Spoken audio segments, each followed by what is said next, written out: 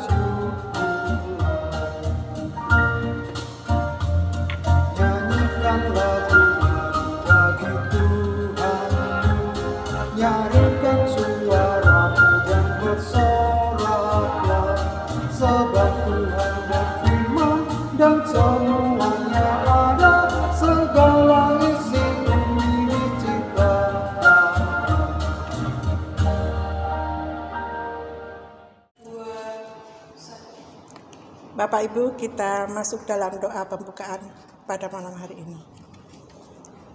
Ya Tuhan, Allah Bapa yang Maha Pengasih, Allah yang Maha Murah, yang senantiasa memelihara kehidupan kami.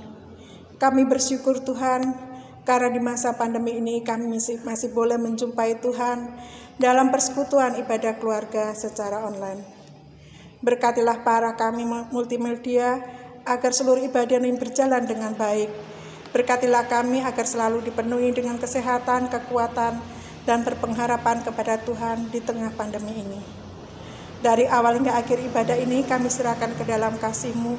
Dalam nama Tuhan Yesus Kristus kami berdoa. Amin. Mari kita bermazmur. Kita buka Mazmur ayat 23, ayat 1 sampai yang ke-6. Kita bacakan bersama-sama. Tuhan gembalaku yang baik. Mazmur Daud. Tuhan adalah gembalaku, takkan kekurangan aku.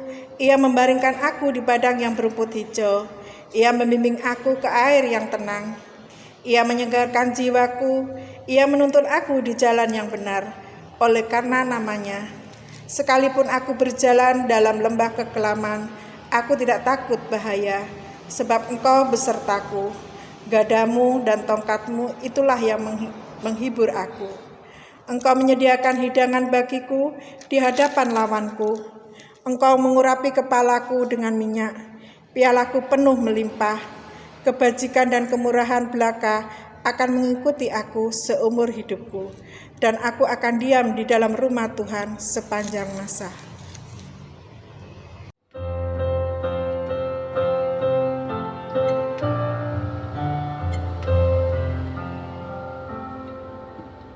Inilah saatnya bagi kita mendengarkan firman Tuhan.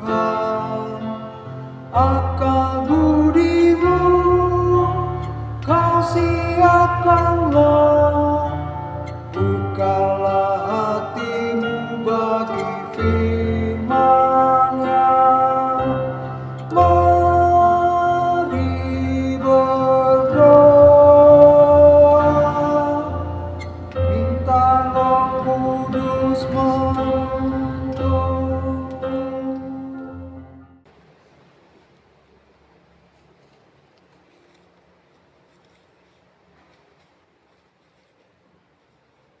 Jemaat yang dikasihi oleh Tuhan, mari kita mempersiapkan diri kita untuk pelayanan Sabda Tuhan. Sebelumnya kita bersatu di dalam doa untuk memohon bimbingan Roh Kudus. Mari kita berdoa.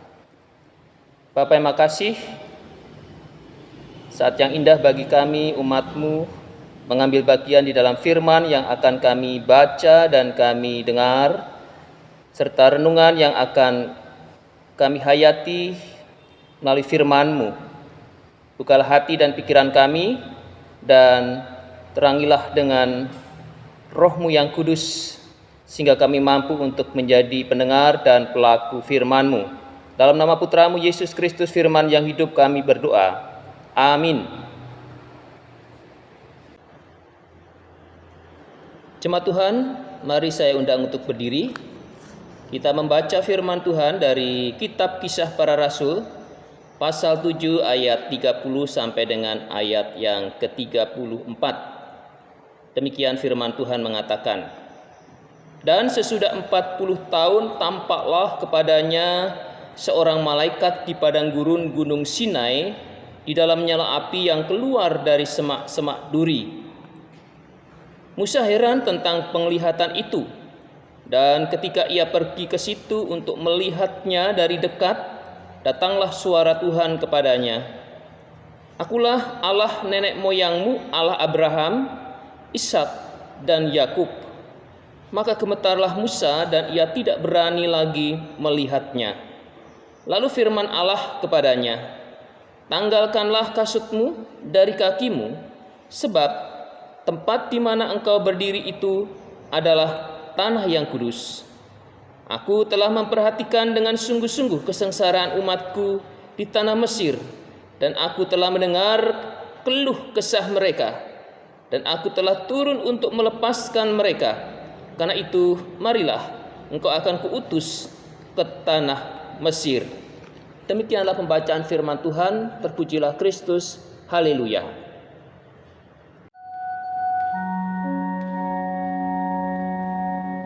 Haleluya, haleluya, haleluya.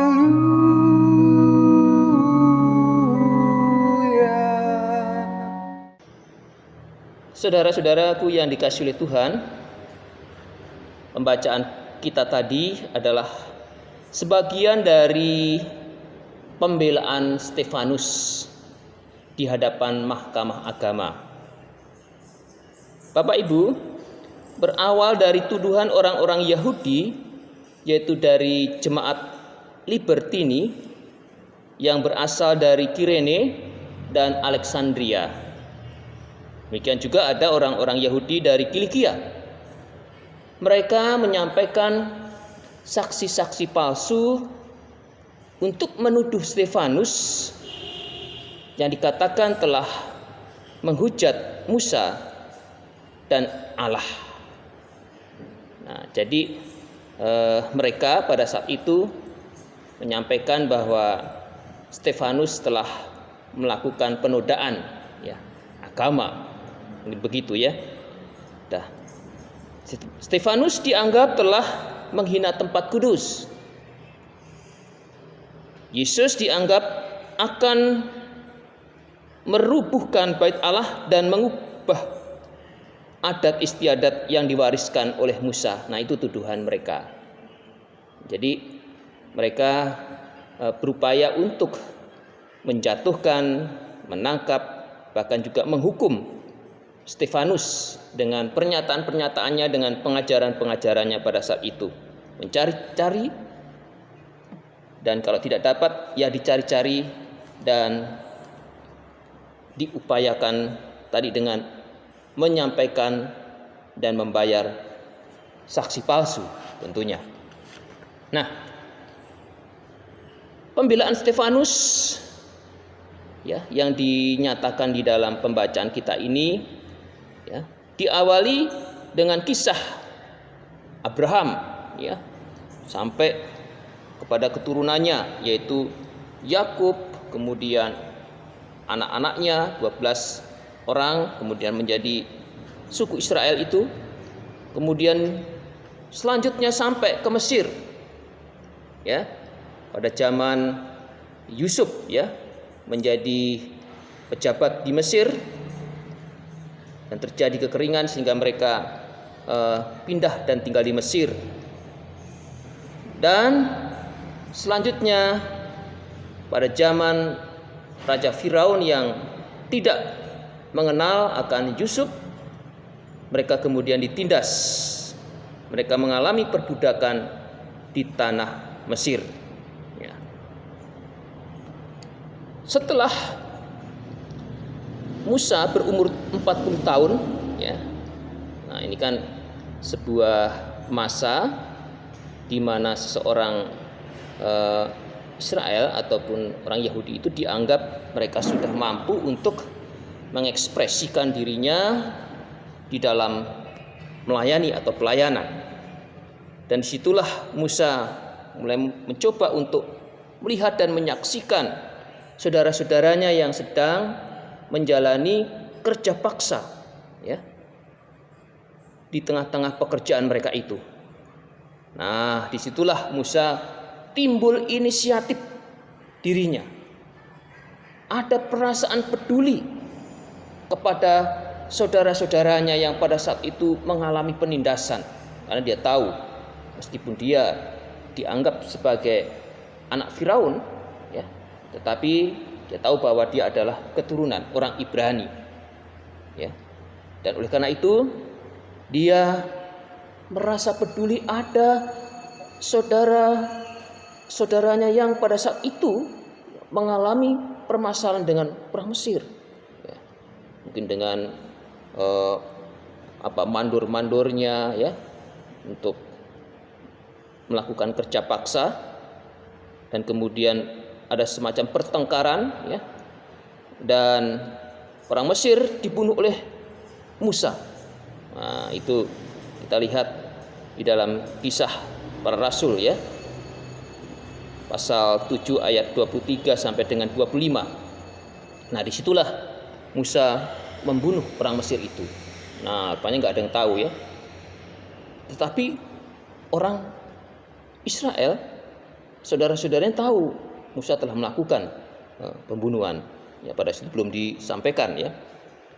Nah, kemudian berikutnya Musa keluar lagi dari istana dan melihat-lihat. Wah, ini ada saudara-saudaraku yang sedang bertengkar. Nah, sekarang bukan bertengkar dengan orang Mesir, tetapi bertengkar dengan orang-orang Israel sendiri, ya.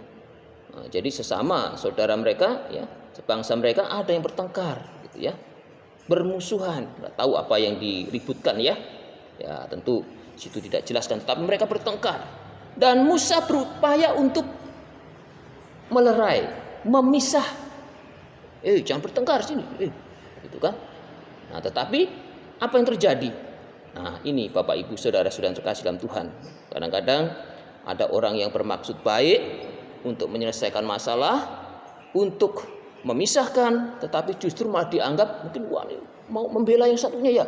Wah, dan dia nggak terima rupanya, ya. Yang satunya ini malah justru dia menyampaikan kesalahan Musa beberapa hari yang lalu yang telah membunuh orang Mesir. Kamu mau membunuh kami juga, ya? Kemarin kamu habis bunuh orang Mesir. Wah, Musa ketakutan. Akhirnya Musa lari, ya. Dia mau melerai, dia mau memisahkan, tetapi malah mendapat masalah. Apalagi kalau itu nanti dilaporkan kepada Firaun, dilaporkan kepada prajurit. Meskipun dia sebagai anak angkat, tapi kalau telah membunuh orang Mesir berarti dia akan mendapatkan hukuman. Nah, Bapak Ibu, itulah gambaran tentang kepedulian Musa, ya. Kepedulian Musa terhadap saudara-saudaranya, ya. Namun kita lihat tidak ada kepedulian bangsanya sendiri. Mereka tetap menjalani perbudakan, tetap tidak ingin justru dibela oleh Musa, dan malah mereka mau berbuat sesuatu bagi Musa. Nah, selanjutnya kita melihat setelah Musa, ya, ketahuan, maka Musa akhirnya lari. meninggalkan Mesir, ya, karena takut pasti dia akan dihukum mati. Ya, padahal dia membela ini sebenarnya saudaranya supaya tidak bertengkar, supaya dilerai, supaya terjadi perdamaian, tetapi malah ya dilakukan seperti itu. Nah yang berikutnya kita tahu bahwa sekarang bukan hanya Musa yang peduli saja. Nah, kalau Musa peduli, ya dia sebagai manusia melihat saudaranya seperti itu.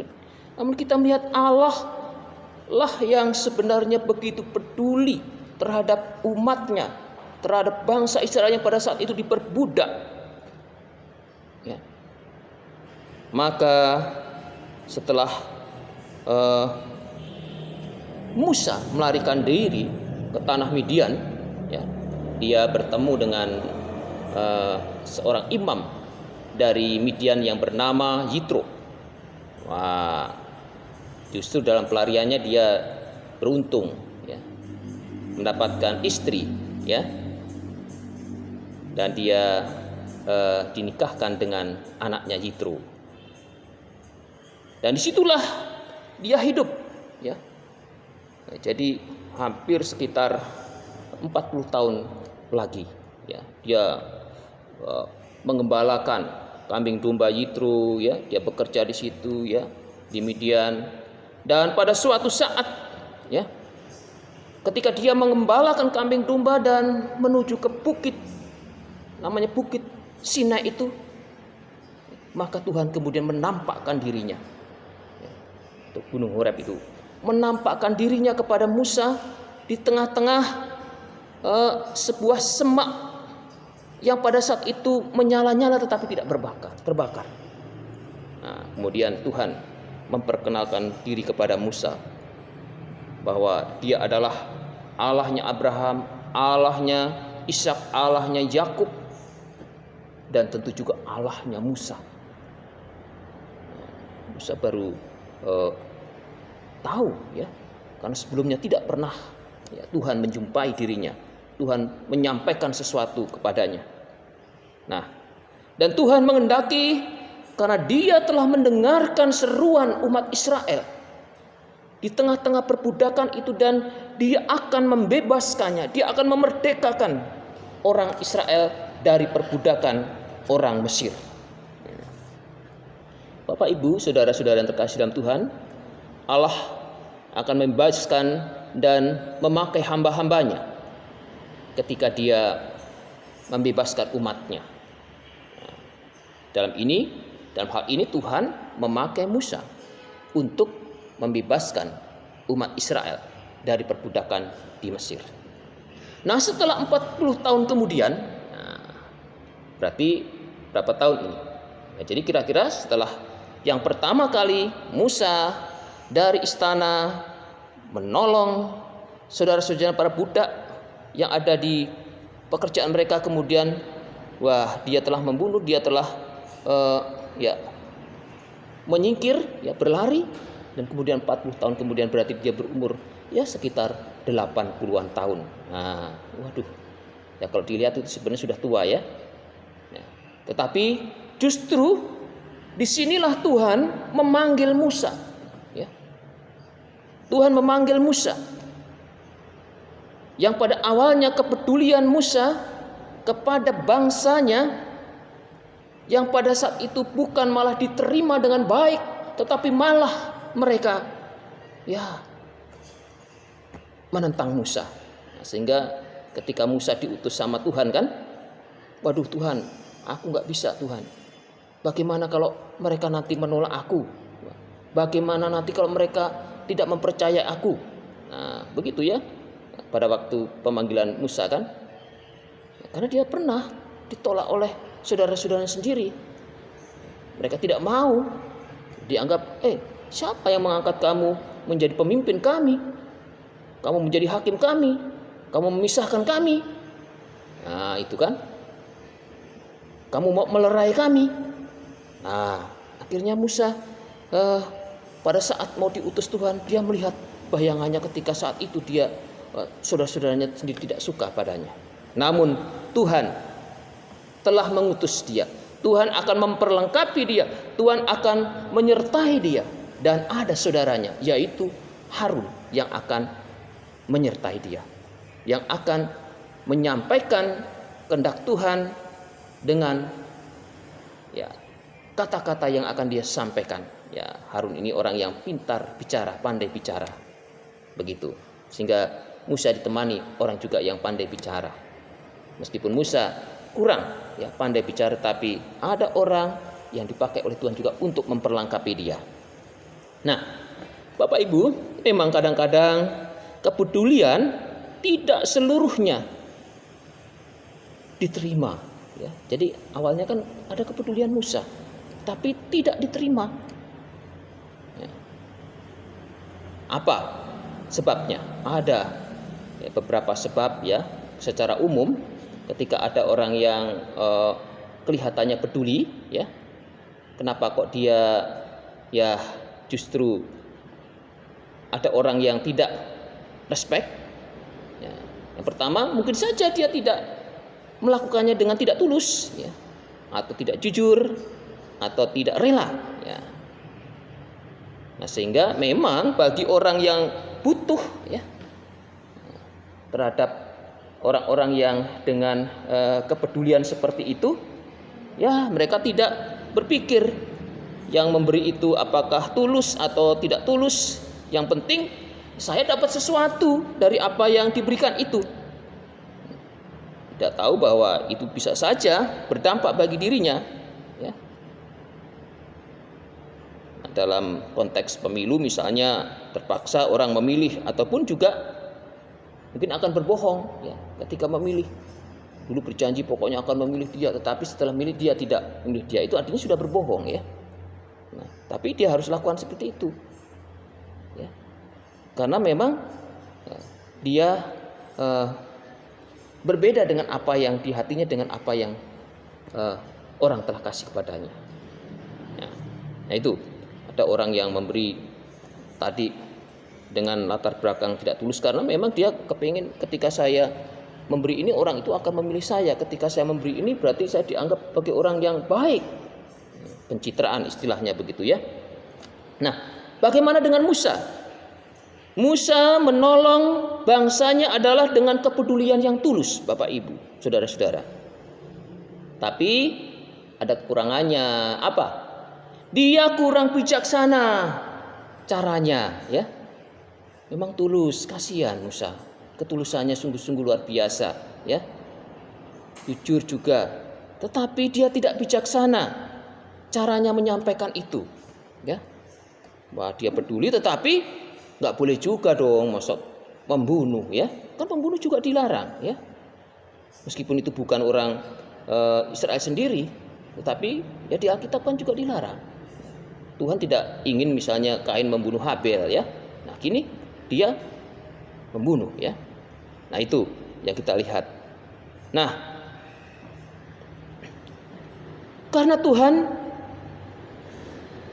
ingin Musa tetap peduli, jadi bisa juga kadang-kadang setelah mengalami kondisi seperti itu dia trauma.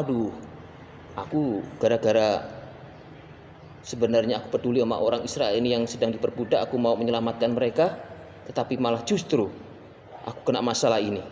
Nah, itu dia akhirnya lari, dan pemerintah Mesir mencari-cari dia karena telah melakukan kejahatan, dianggap membunuh orang Mesir. Nah, Bapak Ibu saudara-saudara yang kekasih dalam Tuhan, Tuhan ingin membebaskan bangsa Israel. Tuhan ingin memerdekakan. Itu artinya Tuhan peduli kepada umatnya.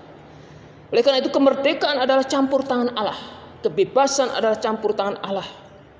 Tuhan menghampiri Musa, dan dia meneguhkan Musa, menguatkan Musa, memperlengkapi Musa. Dan juga yang penting, Allah terus akan menyertai Musa selama Musa akan membawa keluar bangsa Israel.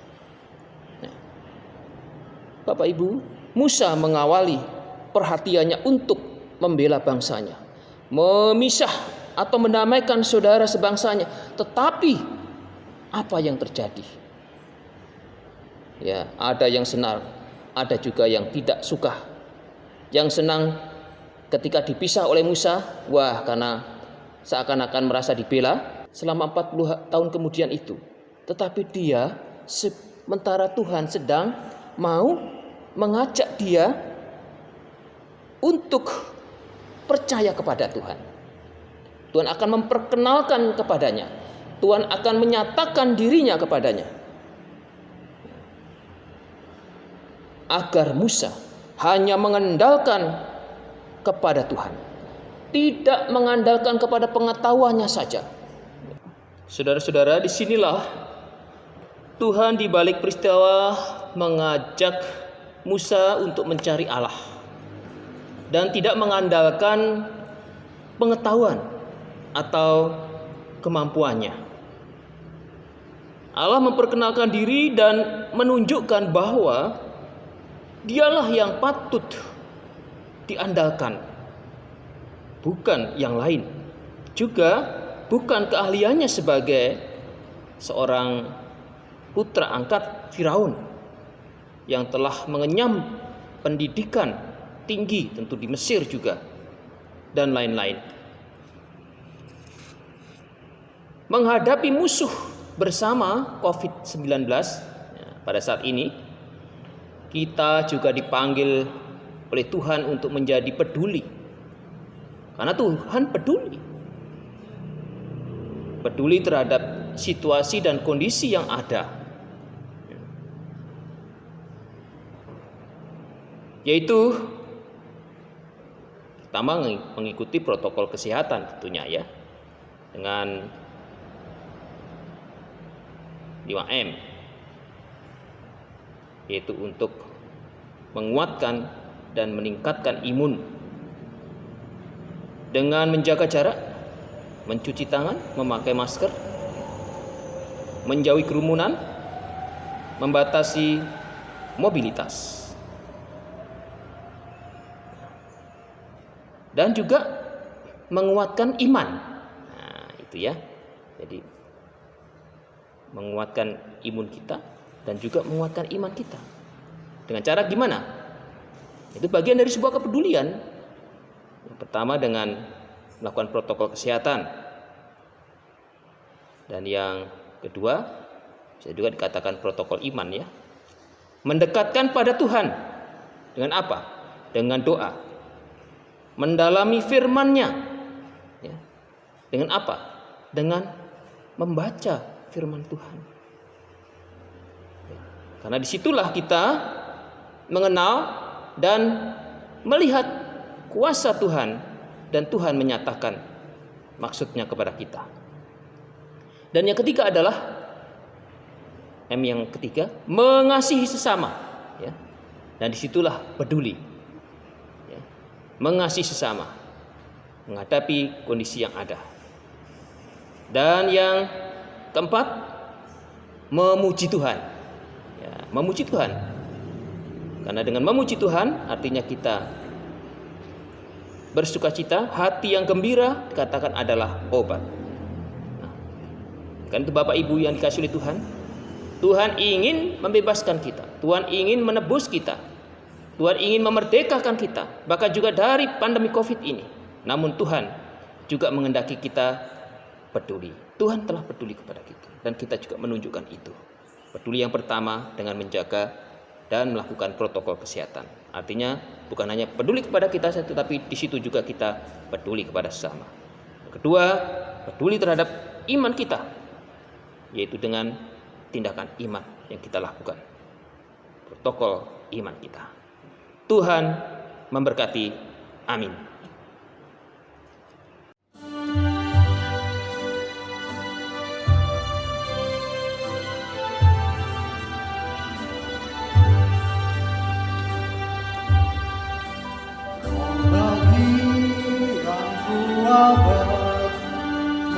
Melebihi segalanya, di pembara kehidupan kau tetap menuntunku.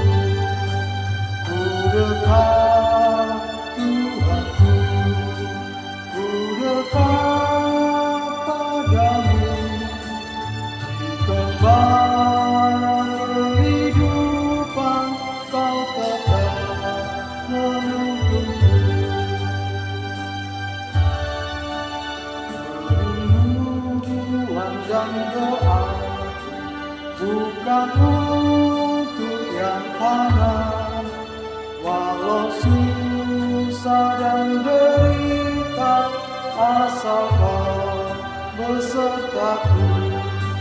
Ku dekat Tuhanku, ku dekat padamu, walau susah dan derita, ku dekat kepadamu.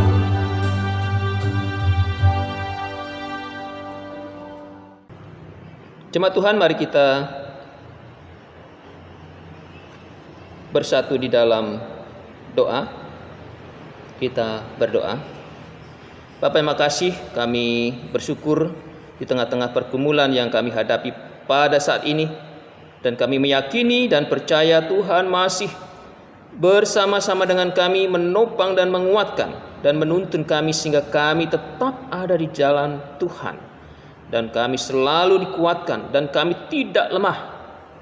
Bapa, kami berdoa untuk gerejamu yang telah berjuang melayani Engkau dengan mengasihi terhadap sesama, bahkan juga menggumuli pergumulan di tengah-tengah kehidupan ini menghadapi COVID-19. Kami juga berdoa untuk pemerintahan bangsa kami, baik pemerintah kami yang di pusat, Bapak Presiden Jokowi, Wakil Presiden, demikian juga setiap aparat pemerintah maupun juga sipil. Kami berdoa untuk pemerintahan di Kota Banyuwangi, Ibu Bupati, Bapak Wakil Bupati, dan seluruh jajaran aparat pemerintahan maupun juga sipil. Engkau memberkati mereka, Engkau memimpin mereka untuk bersama-sama mengatasi pergumulan pandemi COVID ini, bahkan juga mampu untuk melewatinya. Dan kami percaya Tuhan akan menopang semuanya, dan umat-Mu juga selalu mempercayai dan memiliki pengharapan untuk kasih dan rahmat Tuhan itu. Bapak, terima kasih, kami juga berdoa bagi saudara-saudara kami yang sedang mengalami pergumulan oleh karena bencana alam, oleh karena sakit penyakit, dan khususnya juga dengan mereka yang terpapar maupun mereka yang sedang berjuang untuk menghadapi dan mengatasinya. Tuhan memberkati mereka yang sedang bergumul dengan pandemi COVID-19, termasuk juga gerejamu yang berjuang untuk bersama-sama dengan umat Tuhan melaksanakan protokol kesehatan. Bapak, terima kasih, kami juga berdoa untuk gerejamu GPIB secara sinodal dalam mempersiapkan persidangan sinode di bulan Oktober nanti ya Tuhan. Tuhan memberkati panitia pelaksana, Tuhan memberkati majelis sinode, Tuhan memberkati gereja-gereja yang akan turut ambil bagian, baik secara daring maupun juga melalui perlengkapan dan peralatan yang akan digunakan. Kami juga berdoa ya Tuhan untuk gerejamu GPIB Immanuel Banyuwangi di dalam melaksanakan tugas dan panggilannya melalui ibadah-ibadah yang berlangsung melalui daring dan juga karya serta pelayanan yang lainnya. Kami berdoa juga untuk Yapendik GPIB, khususnya untuk Sekolah Petra, memberkati pelayanan dan kesaksiannya bagi guru-guru, demikian juga bagi siswa. Kami berdoa juga bagi saudara-saudara kami yang sedang sakit di rumah-rumah, mereka yang sudah lanjut usia dan juga mengalami kelemahan tubuh. Tuhan memberkati mereka. Kami berdoa secara khusus untuk Ibu Daniel Telapesi, Oma Mari de la Croix, Oma Gatik Susanto, Oma Erna Manalif, Oma Wel Cetuaidan, Bapak Herman Wahyudi, Oma Mari Tutuarima, Ibu Eli Munari, Bapak Sugeng Haryadi, Saudara Ferdi, Ibu Indriani Rihi, dan Ibu Roswira Tamamilang. Tuhan memberkati saudara-saudara kami ini dan pulihkan serta juga sempurnakan, sehingga mereka mampu menikmati kasih Tuhan dalam tubuh yang sehat, karena Tuhan memberkati anak-anak-Mu. Bapak, kami juga berdoa bagi saudara-saudara kami yang terus mensyukuri rahmat Tuhan melalui berkat-berkat Tuhan yang Engkau limpahkan di dalam karya hidup mereka. melalui pertambahan usia maupun juga melalui perjuangan-perjuangan meskipun dalam pergumulan dan kesulitan. Namun Tuhan ada menopang anak-anak-Mu. Bapa, terima kasih akhirnya ya Tuhan, kami menyerahkan diri kami seutuhnya. Dari setiap kami yang terus berjuang bersama dengan Tuhan, bersaksi, melayani. Dan untuk semuanya ini ya Tuhan, kami persembahkan doa permohonan kami ini hanya kepadamu ya Bapa, melalui Putramu Yesus Kristus Tuhan kami yang sudah mengajar kami berdoa. Bapa kami yang ada di dalam surga, dikuduskanlah namamu, datanglah kerajaanmu, jadilah kehendak-Mu di bumi seperti di surga. Berikanlah kami pada hari ini makanan kami yang secukupnya, dan ampunilah kami akan kesalahan kami, seperti kami juga sudah mengampuni orang yang berbuat salah kepada kami. Dan janganlah membawa kami ke dalam pencobaan, tetapi lepaskanlah kami daripada yang jahat.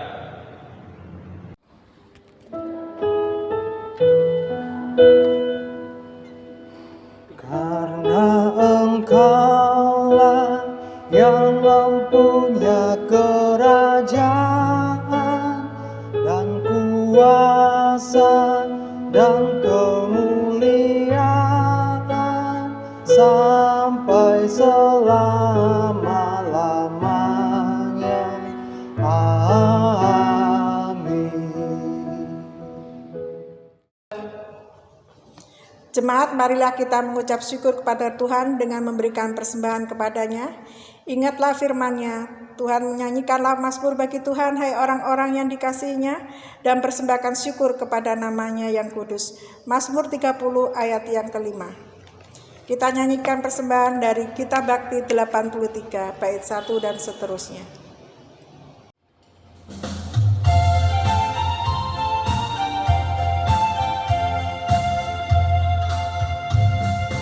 Marilah mengucap syukur pada Allah atas rahmat yang telah diberikan bagi dunia. Kristuslah berkorban bagi umat manusia.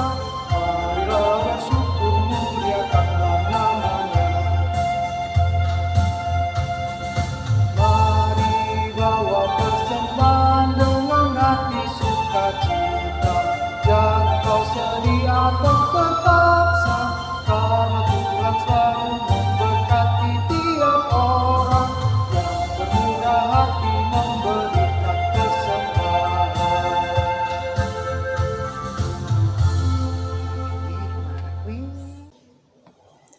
Jemaat, mari berdiri untuk menyerahkan persembahan ini kepada Tuhan. Dalam doa syukur kita berdoa.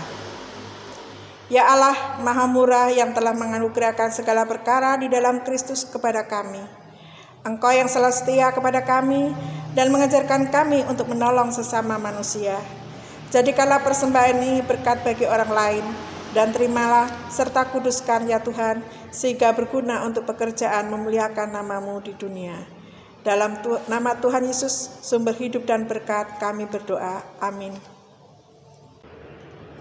Saudara-saudaraku yang dikasihi oleh Tuhan, marilah kita mengakhiri ibadah ini, dan kita percaya Tuhan akan selalu menopang dan menyertai kita, sehingga kepedulian Allah bagi kita juga terus akan kita nyatakan melalui hidup kita yang peduli di tengah-tengah dan kondisi keadaan saat ini. Untuk itu, Bapak Ibu yang dikasihi oleh Tuhan, saya undang untuk berdiri dan kita memuji Tuhan dari Kitab Bakti nomor 218 bait pertama dan kedua.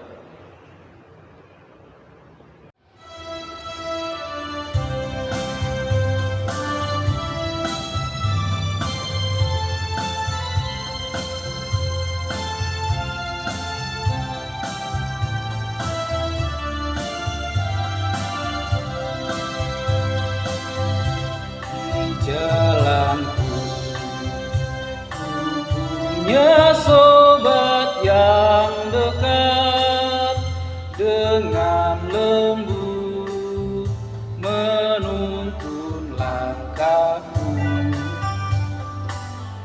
Malam gelap dibuatnya terang cerah, dialah Yesus selamatku. Ku tak cemas meski berat jalanku, lembah gelap dan gunung yang terjal, karena ku tahu Tuhanku menemaniku hingga ku masuk ke negeri Bapa.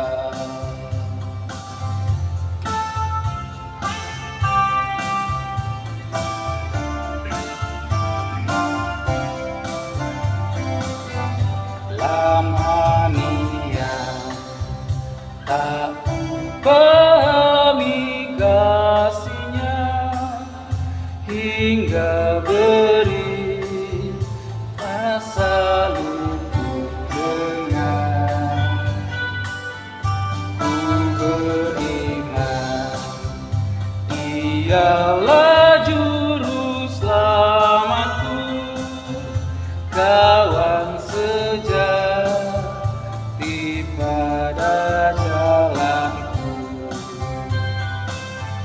Ku tak cemas meski berat jalanku, lembah gelap di gunung yang terjal,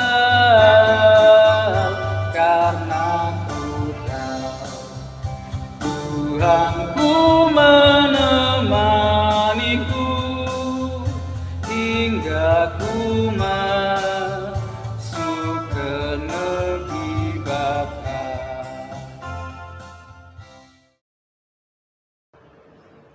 Saudara-saudara yang dikasihi oleh Tuhan, mari arahkanlah hati dan pikiran saudara kepada Tuhan, serta terimalah berkat-Nya. Kasih, rahmat, dan damai sejahtera dari Allah Bapa, dari Putranya Yesus Kristus Tuhan kita, serta dalam persekutuan dengan Roh Kudus, menyertai kita semuanya dari sekarang sampai selama-lamanya. Amin.